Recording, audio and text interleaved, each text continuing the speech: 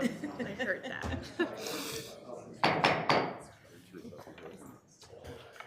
Call to order the October 2025 meeting of the Mission Fulfillment Committee of the University of Minnesota Board of Regents. Good morning.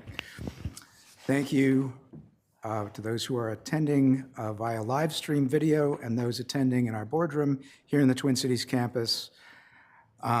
With the start of the new academic year, we have a new cohort of student representatives. With us today are Vera Barkowski from the Twin Cities campus and Danielle Herrera from the Rochester campus, who is joining us virtually. Welcome and thank you for joining us. And would you please, if you would, share your major and what year you're in, et cetera, whatever you'd like to tell the committee about yourself. Yeah, wonderful. Well, good morning to the board, and thank you so much for having me. My name is Vera Barkowski. I'm a second-year law student at the University of Minnesota Law School, so Twin Cities. Happy to be here. Excited to see your work and happy to be a part of it. So thank you. Thank you. It's a great law school, and several of us are on the board here. Agreed.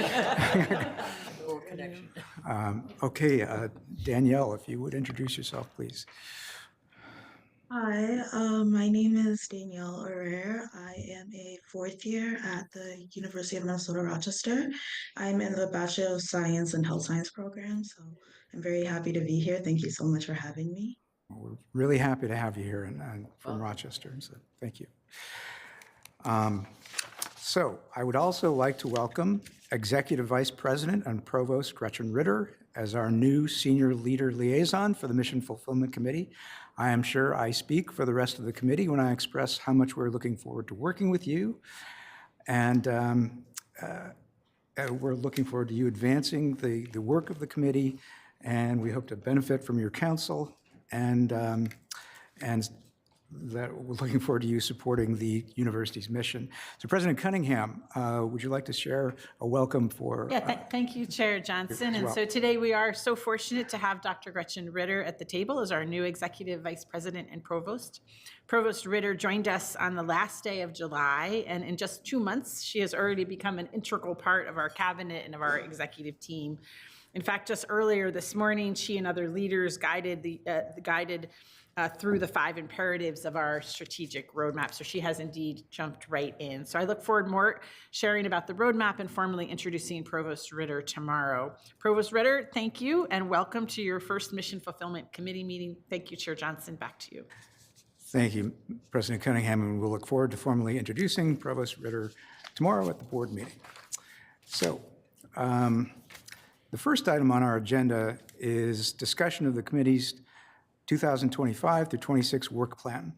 The work plan was developed based on the board's priorities for this year, creates time for us to start taking up topics related to the implementation of the new university's strategic plan once it is approved, and includes input heard at our retreat from President Cunningham and Provost Ritter. Our work plan spans the Mission Fulfillment Committee's portfolio and demonstrates how the university's mission is brought to life. That three-pronged mission of teaching, research, and outreach is how the university serves the people of the state, the nation, and the world. The committee is charged with overseeing that mission, approves our academic matters reserved to the board, and advises the president and the provost on academic priorities, activities, programs, and initiatives central to our mission, as well as the experience of our students, along with the development of our faculty. I'll also note that the board delegates much of our academic authority to our talented and capable faculty, staff, and shared governance group. This is why we have far fewer items than Regent Verhalen has in the Finance and Operations Committee, and I feel it's important that we acknowledge their role in helping us advance this university's mission. Finally, I will note that last year, the Special Committee on Student Affairs focused on the student experience and student wellness. We appreciate the in-depth attention and that the Special Committee was able to give those important topics, and we look forward to continuing those conversations now within the committee. With that, Provost Ritter, would you like to make any comments about the work plan? Thank you, Chair Johnson, and let me just say how pleased I am to be here with all of you for my first Mission Fulfillment Committee meeting.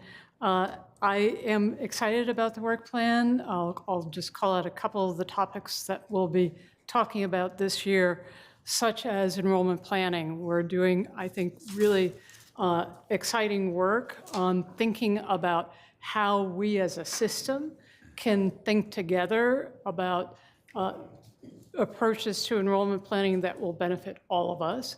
I'm also excited to take a look at trends in faculty appointments over time and what we can learn about that. Another area that we've had some amazing work happening in has to do with AI implementation. A task force that was charged by the president just came back with a broad set of recommendations in that space that covers operations, teaching, as well as research. There are exciting things happening on all of our campuses. And another topic that I'm pleased to hear about is the annual report from the research office. Those of you who were with us earlier this morning got a sense of the amazing work happening at our university. So learning more about those contributions will be a wonderful thing for all of us. And then in particular, I'm pleased that we now have a chance to really dig in on the different pieces of the strategic plan and to think about how we increase our contributions as a university to the state, the nation, and the world.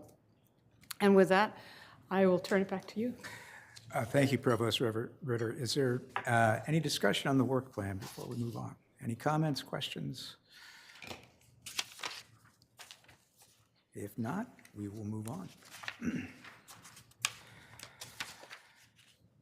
Our second item is to discuss the ways faculty are improving student learning through innovative learning practices.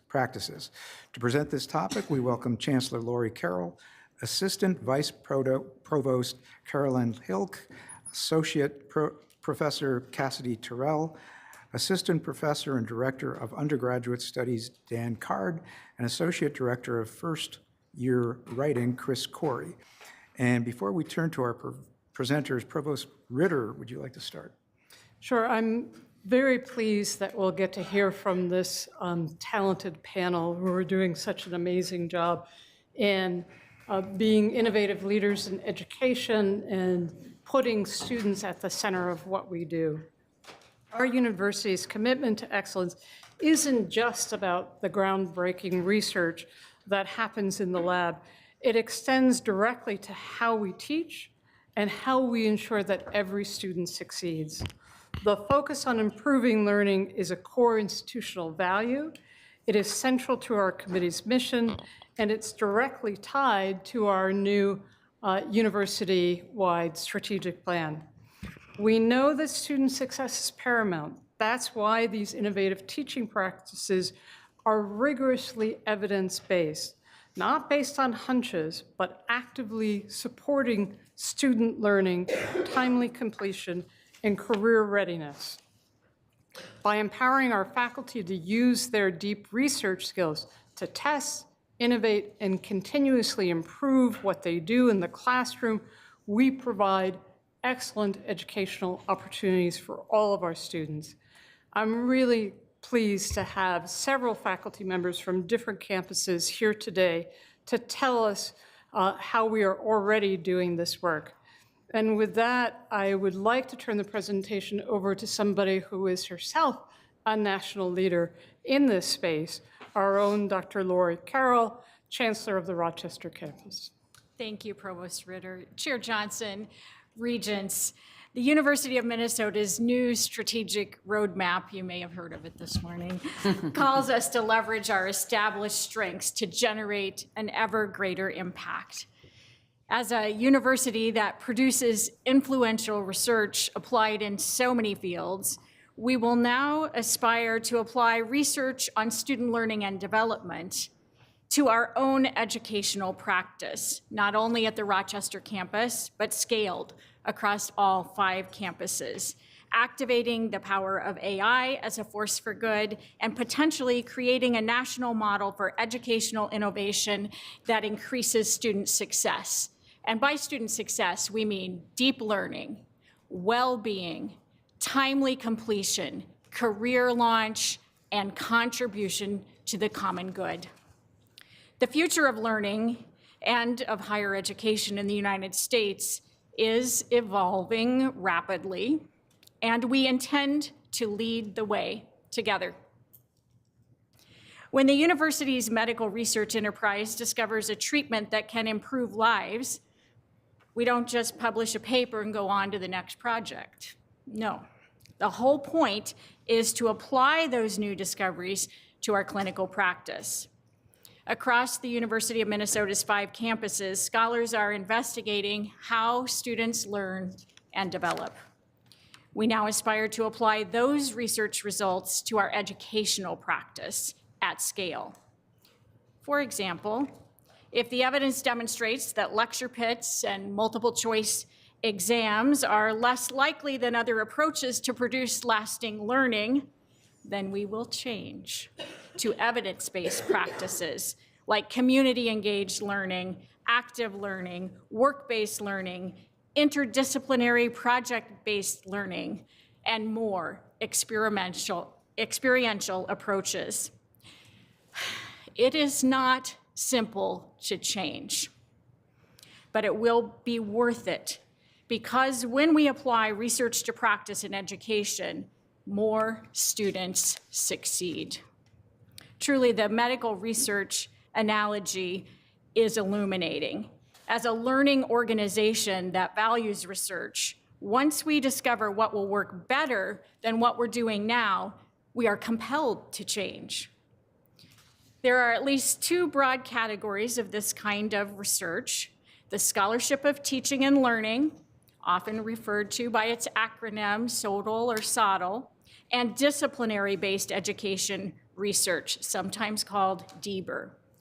Going forward, the university is committed to strategic work that can position us to lead change in higher education, and it starts with the faculty doing this critical research. Today's presentation is a sampling of this kind of scholarship to give you a glimpse of what is possible now and into the future.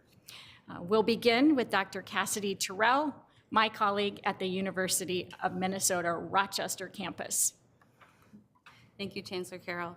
Chair Johnson and Regents, at the University of Minnesota Rochester, we care deeply about the success of our students. We want them to do well and to be well and to achieve their big life goals. But to foster this success, we have to know what leads to this deep, meaningful, lifelong learning.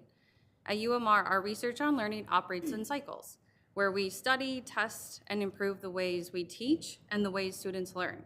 Our goal is to uncover the conditions that help students best succeed academically, professionally, and personally. Let me share what this looks like for me, where I teach and do research in biochemistry. Biochemistry is an abstract subject that is invisible to students. Success in biochemistry often depends on a student's ability to visualize or to see biomolecules and reactions in 3 dimensions, which really just exists in their imaginations. If a student is able to develop these mental models, it unlocks a new level of creative problem solving where they can think and act like scientists, physicians, entrepreneurs, and more. So one area of my research on learning asks, how can I help students engage with complex visual content in a way that opens this imaginative, creative, problem-solving world? For example, in my Biochemistry 1 course right now, students are using open source technology with their laptops to design and test novel drugs for proteins that target disease. My research questions on this are, will these digital experiences help students visualize biochemical concepts more clearly? Will they begin to think and act like an expert, like a scientist, a drug discovery chemist, an innovator? And just as importantly, will these experiences help them feel that they belong in STEM? During the data collection and analysis phase, I might discover that students can see how the drug interacts with its target, but they still misunderstand what is the target and what happens if a mutation arises. That finding leads me into my next cycle of research, a new innovative intervention. Maybe we integrate AI-powered modeling, virtual reality simulations, 3D printed molecular models, a combination of these, each designed to make the invisible visible. When those new activities roll out the next semester, I again collect and analyze the data, comparing how these new innovations influence student learning and their sense of belonging. As Chancellor Carroll mentioned, it's much like the process of medical research and practice. Every cycle brings us closer to understanding when, how, and where students learn best, and how to ensure that all students have the opportunity to thrive. Innovation and research on learning also extends beyond just one biochemistry classroom. We go across the curriculum and we also look at student life. We have projects in first year writing to capstone and how students engage with each other and the community. Through these ongoing cycles of research and refinement, we not only become more effective educators, but we also grow as mentors and collaborators and innovators. Ultimately, the true measure of our success in learning, research, and innovation is found in the success of our students. Because when our students thrive, we all succeed. Now to share on how innovation and learning take shape in first year writing, I'll turn it over to Chris Corey and Dan Card. Thank you. Chair Johnson and Regents, research shows that community-engaged learning increases retention and contributes to academic success, personal growth, and civic engagement. In the Department of Writing Studies here on the Twin Cities campus, we are working to increase the number of community-engaged learning courses that we offer because we know how valuable they are. Our approach to community-engaged learning centers on building reciprocal relationships with partners that are local organizations in the community. Through these collaborations, we create authentic learning opportunities that animate academic writing and skills in real-world contexts, connecting students directly with local communities while engaging them as researchers, as writers, and as citizens.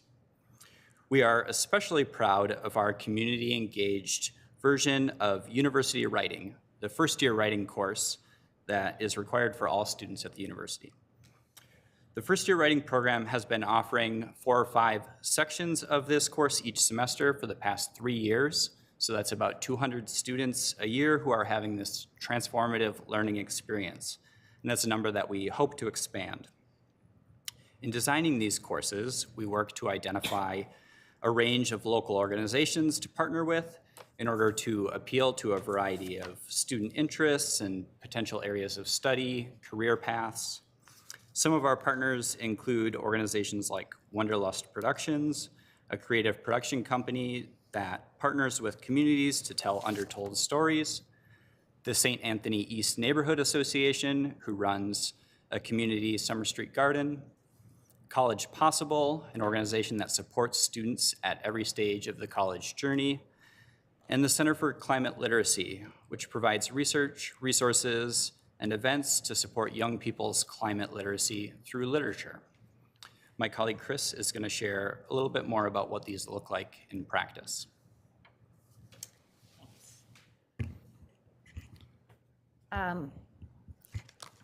Chair Johnson and members of the board, I'd like to share 2 examples of how students have experienced community-engaged learning in first-year writing courses. First, students who partnered with Upstream Arts, a nonprofit organization working at the intersection of arts, disability, and learning, began their work by developing an understanding of the organization's mission and the services and resources it offers through a class visit and a conversation with the director, Matt Guidry. Next, students conducted site visits and observations of a variety of Upstream Arts classes offered in public schools. Students then conducted scholarly research on topics identified by Upstream Arts as critical to their organization's work. Students researched and then synthesized and organized information into a database for Upstream Arts to draw on to support a variety of projects and goals, including curriculum design, professional development, and fundraising. As the director of Upstream Arts said, the research students are doing has been invaluable. They develop a whole new perspective. After participating in this course, a group of students collaborated with their professor to submit a proposal to our premier national conference on college composition. Their proposal was accepted, and they traveled to Baltimore to present on their experience and learning. The 3 student presenters are pursuing careers in structural engineering, medicine, and public health.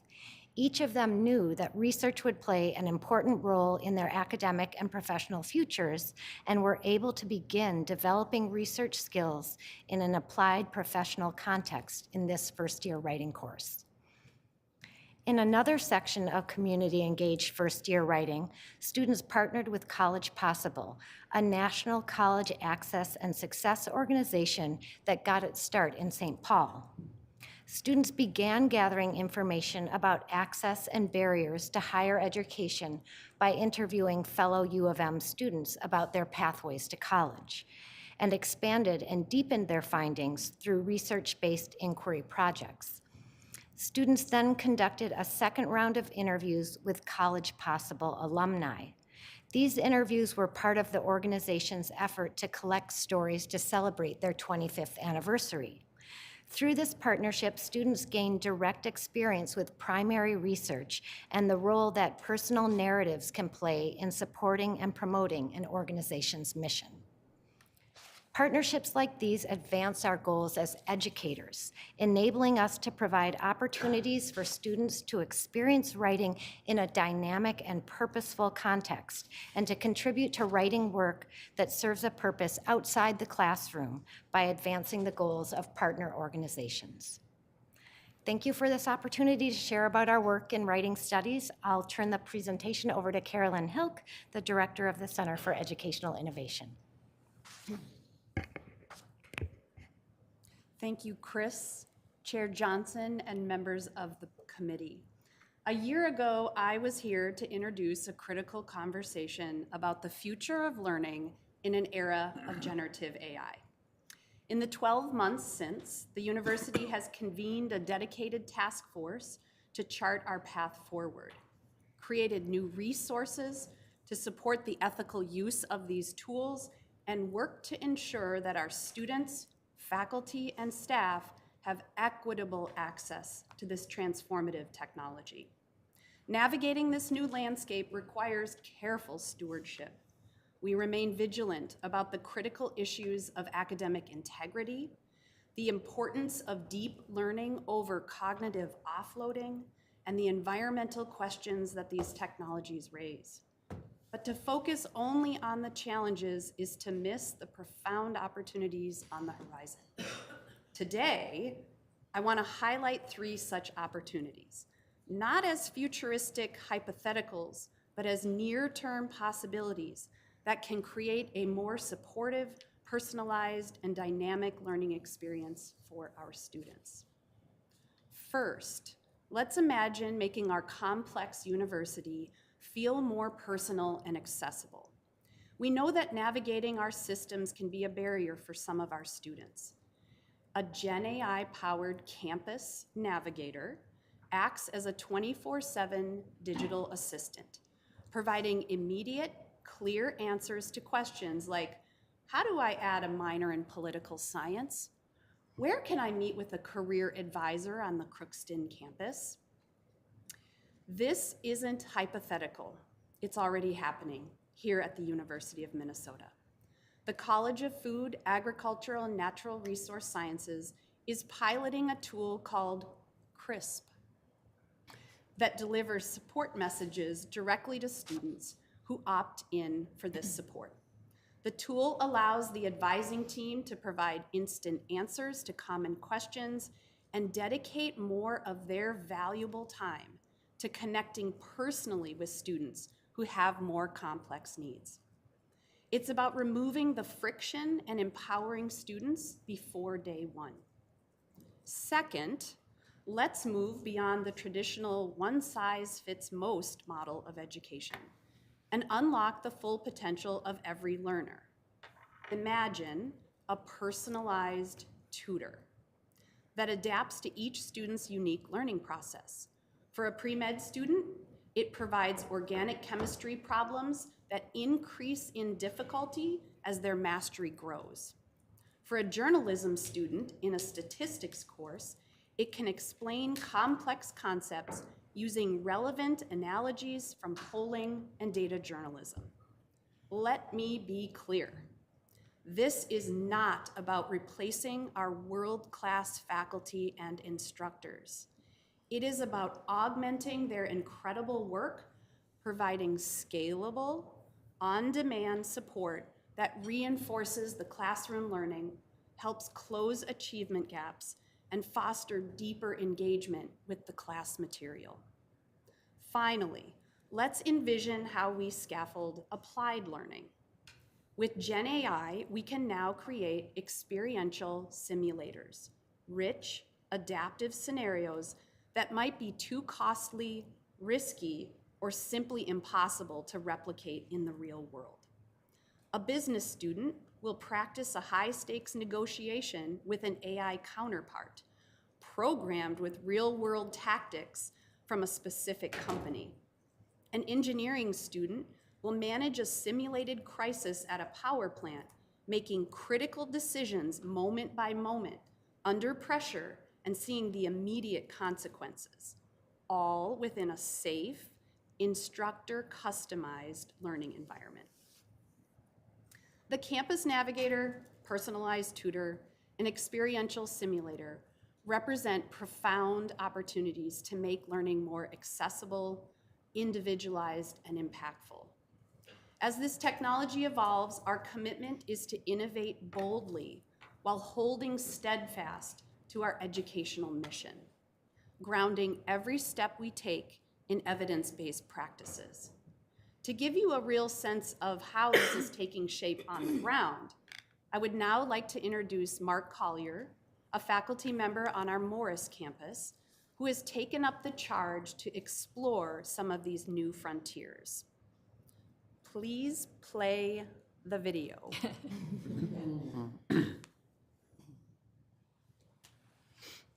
I've developed a series of AI tools designed to make the learning experience more fun and engaging for students. The first of these tools is called Conversations with Philosophers, and it allows students to have conversations and debates with some of the greatest thinkers from Western philosophy. The meaning of life, if we are to speak candidly, is a question that reveals the inherent absurdity and suffering of existence. The second tool allows students to interact with philosophers from the past in the 3D world. And the hope is that we can eventually allow students to talk to philosophers in virtual reality. With the help of experts from the Center for Educational Innovation, we're working in spring 2026 to conduct a rigorous experiment that tests the effectiveness of these AI tools on student learning. What excites me most about the use of Gen AI in education is the ability to personalize learning to individual students' needs and potentially increase their ability to think critically. When AI is harnessed and used the right way, it has the potential to transform education. By embracing these possibilities of using artificial intelligence within education, using both vision and care, we can ensure the university doesn't just keep pace with change, but leads the way in defining the future of higher education. I will now hand it back over to Chancellor Carroll. So today you've had an appetizer. There is much to come. I would ask you to accept that the way all of us learn in 2030 is going to be different than the way we learn today. We're going to be a part of charting that course as we together innovate to transform the future of learning. Thank you. Thank you, Chancellor, and thank the panel for an excellent presentation. I think the regents are going to have some questions, and we'll start with Regent Verhalen. Thank you, Chair Johnson, and really appreciate the work that went into this. There are several themes that I heard that are really encouraging. One item that really caught my attention was the writing example, where you really had multidisciplinary students who are working together and likely may not have had that kind of an opportunity, which is really fantastic and really important as students go forward. One item I did have a couple questions on relates to the AI. I think you called it CRISP. Crisp. CRISP. as students are using it for teaching modules or as they're searching for career information, which is hugely helpful because office hours aren't always convenient, is there additional work that's going into it to make sure that the responses students are receiving are accurate, that it's not hallucinating on certain issues, that there's QA/QC on the information that they're receiving through the system? Regent Verhalen, I know just enough to be dangerous regarding CRISP tool, but what I can tell you is that CRISP has been trained on University of Minnesota information, and when it needs to extend beyond that corpus of data that it has been trained on, it invokes what we call a human in the loop. And so the model is being continuously examined with each one of these messages that's sent out to students. There's an analysis of how well it's performing, and there's retraining of the data set. Were we able to answer this question? Were we able to refer them to when a human needs to get involved in that situation? So I know that that is an ongoing process through the pilot testing of CRISP. That's great. If I may, just one other, Chair Johnson, super helpful in understanding it, but also thinking through what you said, which is making sure that university resources, people, places, things are being put to their highest and best use. This is such an amazing opportunity for that because the baseline can be answered through those electronic means, or if it's not achieving the goal, then there can be that human intervention, office hours, visiting the career center, those kinds of things, and really allowing more of a deep understanding. You make a half-hour appointment at the Career Center and you can only get so far in that conversation. So being able to maybe answer some of those initial questions and have a deeper and more meaningful conversation is really encouraging and really exciting. Thank you, Regent Verhalen. And I read recently that the number of English majors and history majors has gone down by like 50% recently. So as a history major and English minor, I'm a little worried about the writing ability out there by folks. And it's really great to see that these innovative approaches. One of the things you mentioned, Chancellor, was workplace learning. And I was just wondering how that might look in the future. Thank you, Chair Johnson. First of all, work-based learning, think internships, mentorships, job shadowing, with appropriately framed synthesis and reflection to grow toward career competencies.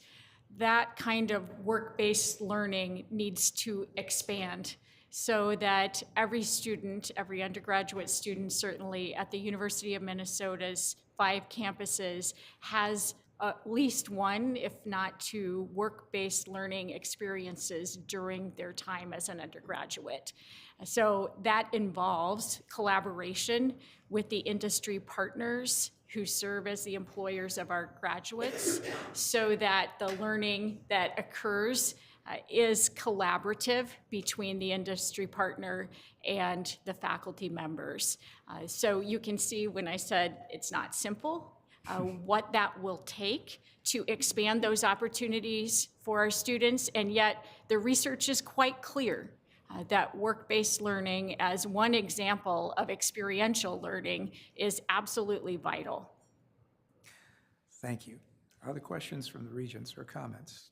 President Cunningham. First of all, thank you so much for the panel, for putting that together. It was quite lovely. And I think, as we move forward here, I just want to echo what the Chancellor said, and which is why this is a key imperative of ours at the top level, which is to innovate the future of learning, because learning in 5 years and 10 years is not going to look like it was when any of us were in the classroom, and maybe when, Vera, maybe not when you were here today either, right?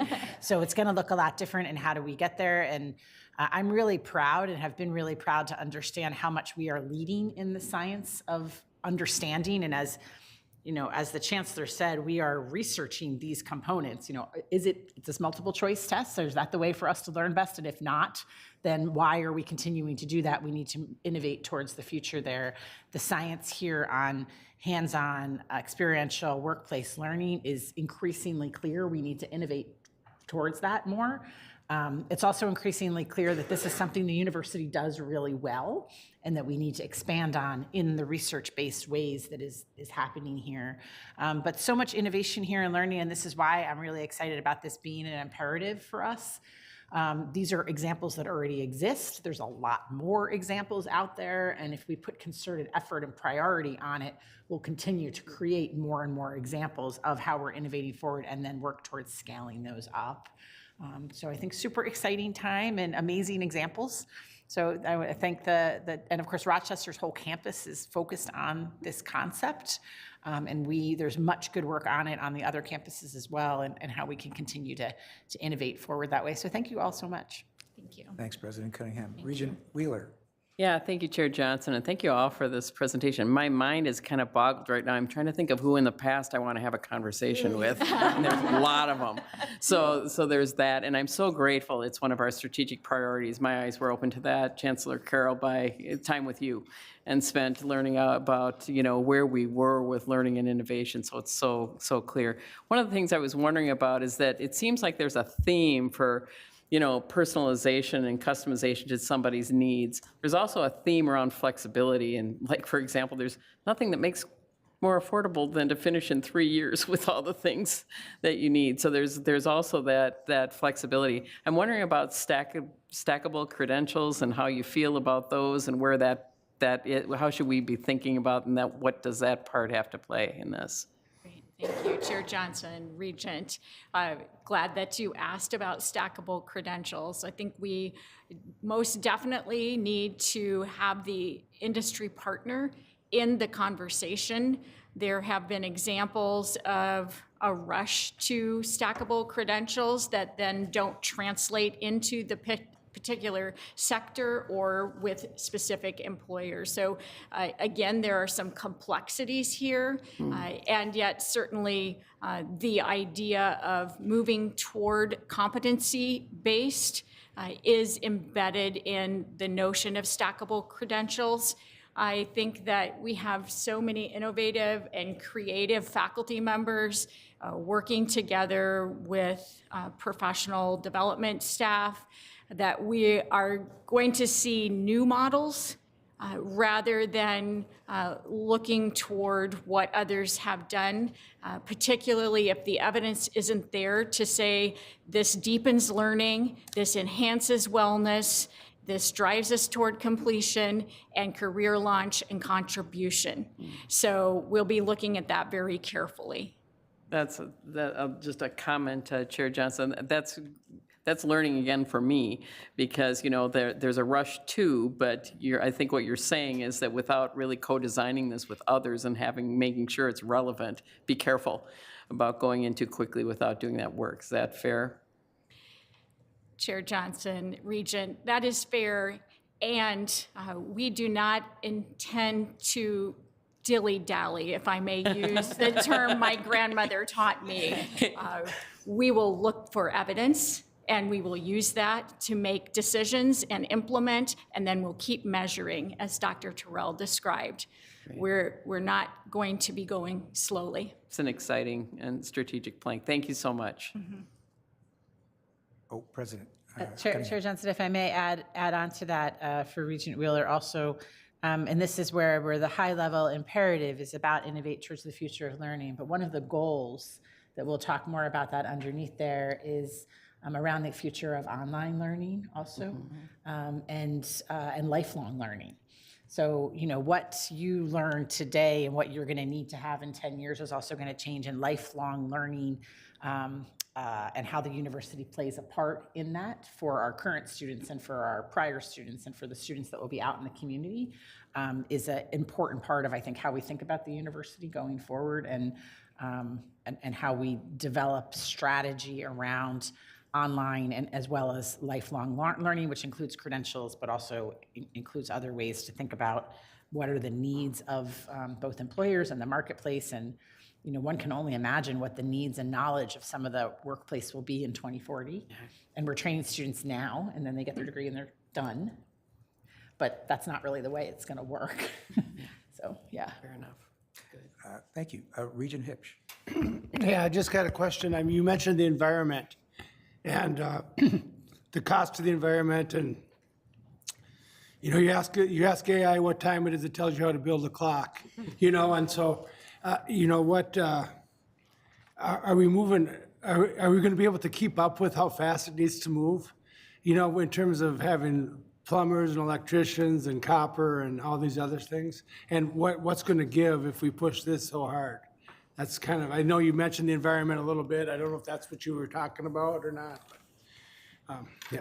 Regent, I'm happy to at least respond to one piece of this, Yeah. how the presidential task force was thinking about promoting the uses of AI and investigation of that. We think about two different categories of responsibility: an individual user. Instead of turning to AI to find out what time it is, consider consulting a watch of any variety you might have. So thinking about individual responsible use and thinking about what are those conditions under which AI is the most appropriate tool. And the second piece of that has been done in consultation with our Director of Sustainability for the university. And that is thinking about primarily our purchasing and contractual relationships with corporations. How can we, as a significant player in the marketplace, influence the trajectory of those corporations and how they're making decisions about where their power plants are, how they're developing the models, and what kinds of resources they are using? We have a tremendous amount of power as a university to make those decisions as we're making potential investments and purchases related to AI. So that's the extent to what I can say in that environmental. Well, apparently that's, we really appreciate the work that you're doing on innovative learning practices, and I think we learned a lot from you. So I want to thank the panel. It was a very good presentation. We appreciate it. Thank you. Thank you. Thank you very much.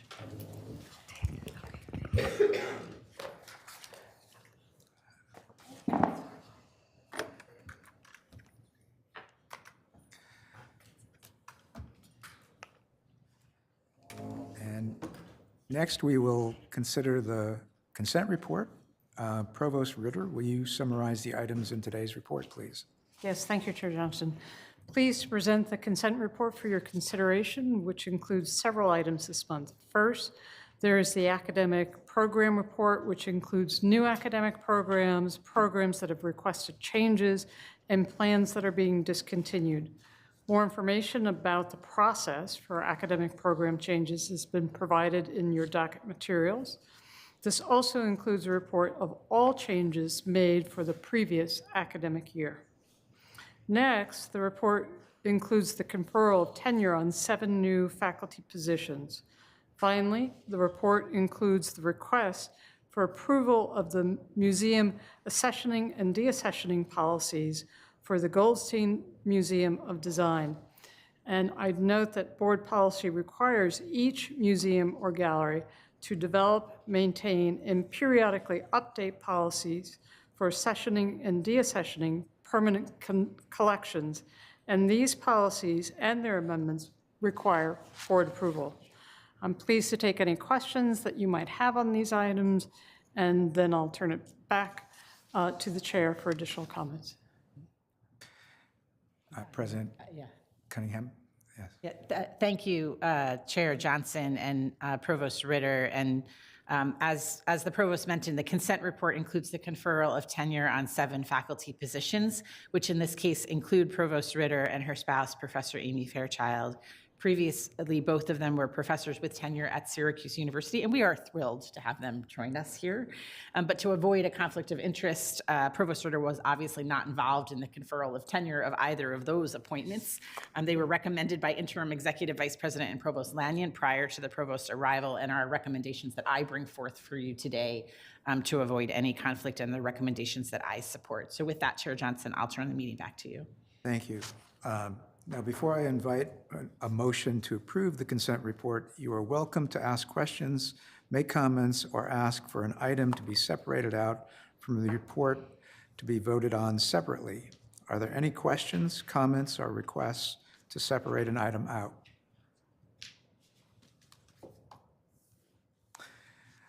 Hearing none, is there a motion to approve on behalf of the board the consent report? So moved. Motion by Regent Johnson. Regent Ruth Johnson. Second by Regent Verhalen. Thank you. Any further discussion? If not, all those in favor, please say aye. Aye. All those opposed, say no. The motion is approved. Now, informational items. Provost Ritter, anything to highlight on those? So there are several items in this month's docket for your information, and I'm pleased to remind you that our regular report includes information about select student, faculty, and staff accomplishments that have been included in the docket for today's meeting, along with links that you can follow for more information. And I'll just mention two of these. One, the first is University of Minnesota has ranked first among U.S. universities in 2 categories in the Times Higher Education Impact Rankings for clean water and health and well-being. And then the second that I'll mention is that the University of Minnesota Crookston was reaccredited by the Higher Learning Commission through 2035.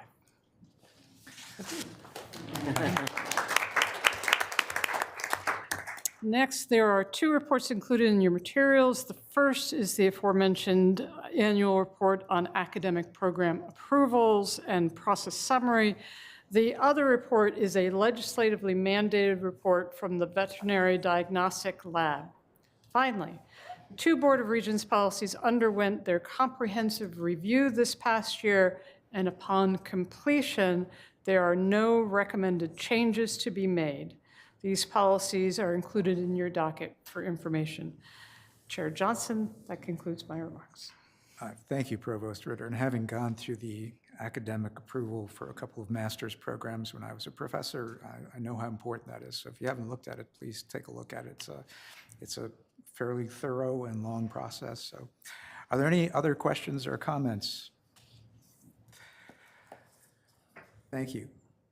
There being no additional business before the committee, we stand adjourned. Thank you, everyone.